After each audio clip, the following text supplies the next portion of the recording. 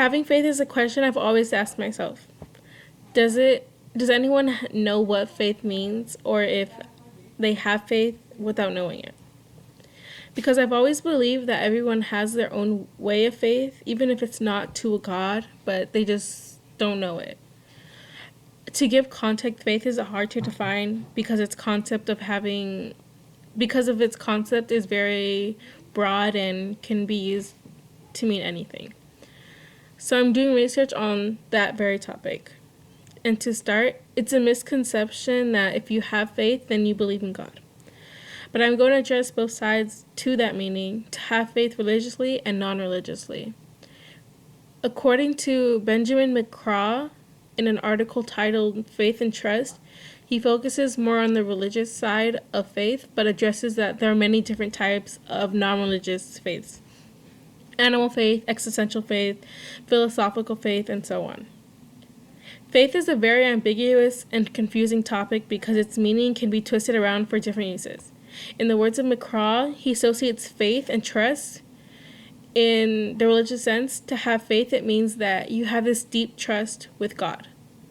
Something he said that stood out the most was that belief comes faith when the one who has these beliefs actually entrusts himself, relying upon the evidential beliefs identify and characterize, and engages in trust for the goods in question, which I interpret to mean that it can apply to anyone because everyone's beliefs in something, even if it's something small. For example, I believe I can get good grades, and that you're trusting that it's possible, which means you have faith, even if it's not from what you would traditionally expect it to be from.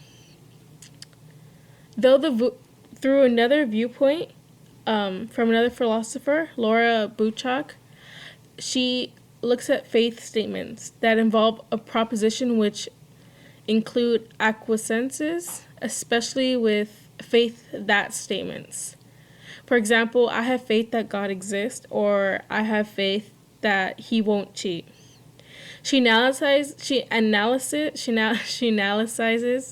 three things to pay attention on in faith statements.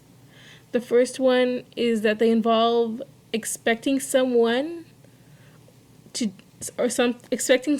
with no reluctance. Second is that the truth or fallacy of them only matter to the individual. Then she brings up a third point, the relationship between faith and behavior. To further explain, it seems that one can have faith in a particular proposition relative to one action, but not to another. For example, I might have faith that my car will start when I only drive it to work, but lack that faith when I'm relied upon to carry life-saving organ to the hospital. And I think that when it comes to a point where faith is being questioned, or once you start thinking twice about a faith, when you know it's a dire situation, it's harder to hold on to your faith. Because so far from what I've researched, I noticed that faith isn't something that you think about. It's just something that you live by. It's something like every day you breathe, but you don't think about breathing. Like, am I supposed to breathe in? Am I supposed to breathe out? It's just something you do naturally. And that's something you do with faith. Like, once you start to think about it, the faith kind of goes away. But if you live life normally, then faith continues to live on in your everyday routines. And another author I had read about, Whittaker and Robert Kay, they believe that faith comes believe kind of the same way as Laura, in the sense that one's propositions on certain beliefs can change and they can eventually become irrelevant, meaning that what you believe now might not be the same thing you believe in 20 years or even 10 years. And when you think back on what you used to believe, it's something foreign to you. Like, I could never have believed that. And that's because you never thought twice about it. And that's something that comes big on with faith. And I think combining all of the authors and articles that I did go through, a lot of them showed that faith shouldn't be, once faith is put into question, it's harder to know if you have faith, and that everyone has faith because it can be the smallest thing. I have faith, I have good grades, I will get good grades, and things like that.